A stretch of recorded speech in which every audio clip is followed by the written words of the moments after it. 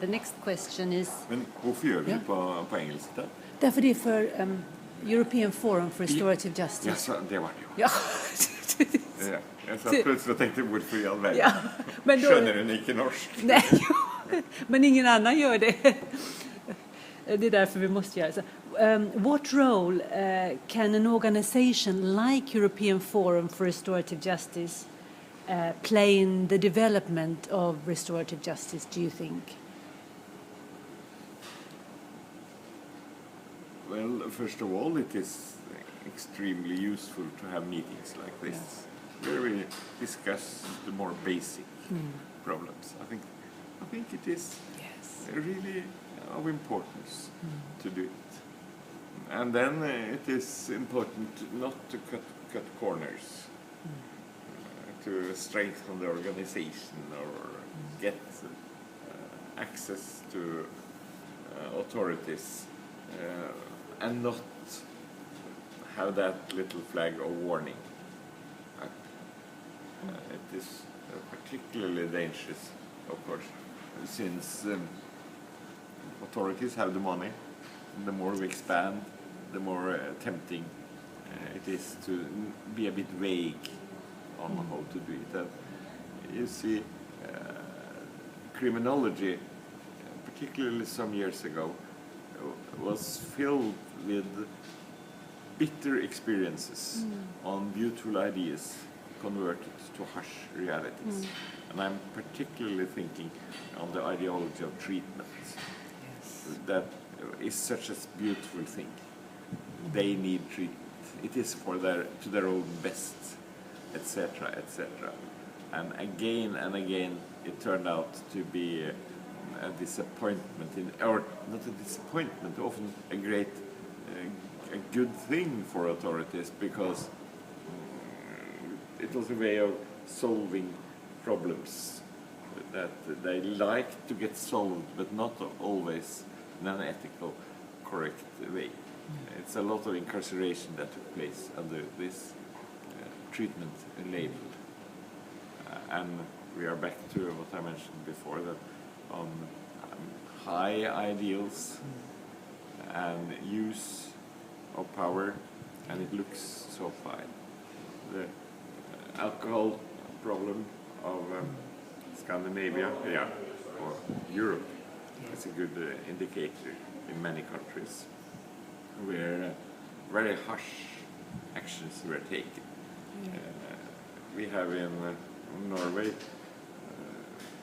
extreme unpleasant institutions who are said to be institutions for treatment of alcohol addiction, and it turned out to be harsh, we could call them labor camps, or bad institutions. And it's the same in Sweden, wasn't it? Svartsjö, it was called, one of those institutions. So it is important not to overdo it out of good intentions. And it is also, of course, another danger, and that is that the authorities shouldn't be irritated on us if we get dependent on economic resources. It's unpleasant to flag disagreement with important functionaries in the penal system or in the Ministry of Justice, etc. So the area we are on, deviance and social control, is filled with ethical questions. It's very important to the whole time have a sort of awareness of the danger in this.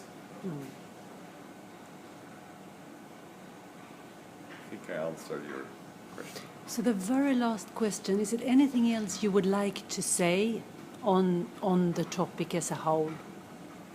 I think I said a lot of things yesterday. Yes, you did. On the topic. Or yes, if I should final say, remark. Final remark. For now. That is basically, I'm both surprised and happy. I'm happy surprised by the development up to now. It has developed in a beautiful way, I think, in many countries.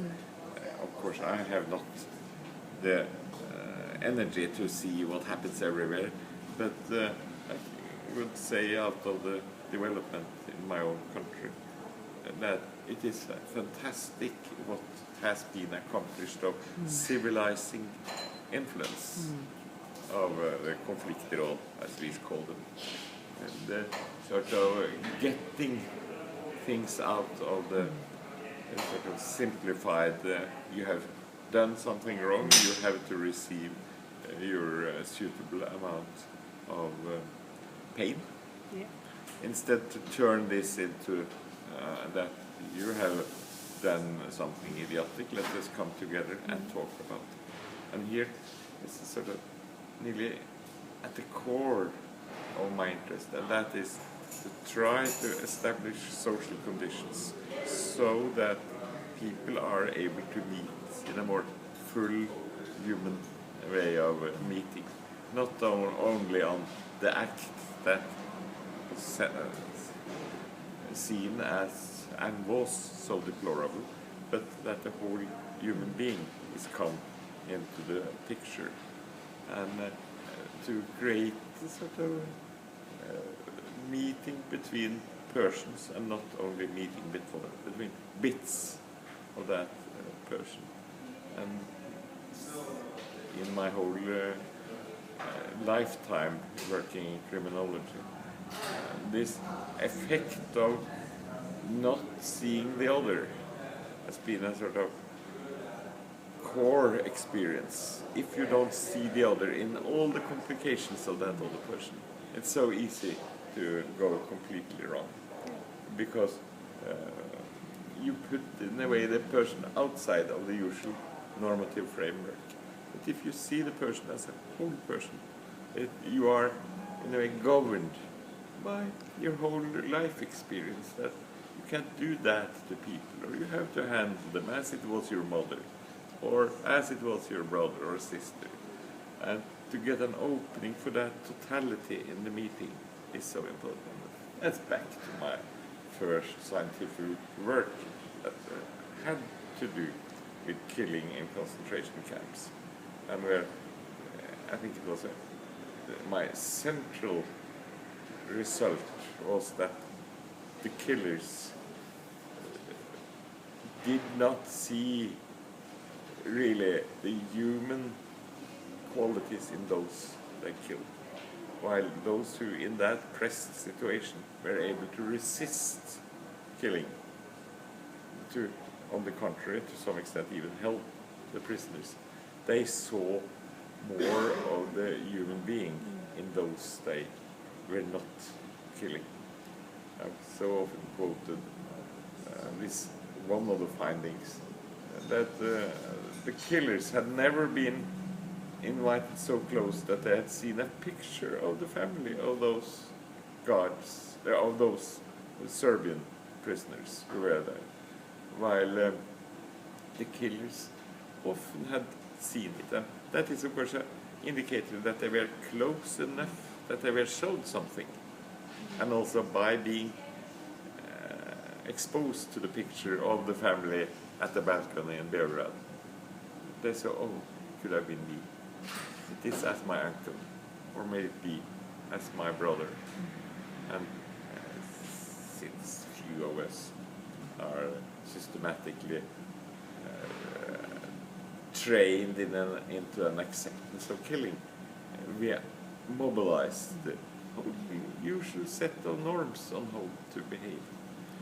And it is exactly here that all these meetings in the conflict boards are so essential. They don't start with the question of how could you do it, but they start with, yes, what happened? Tell me the whole story, and how are you now?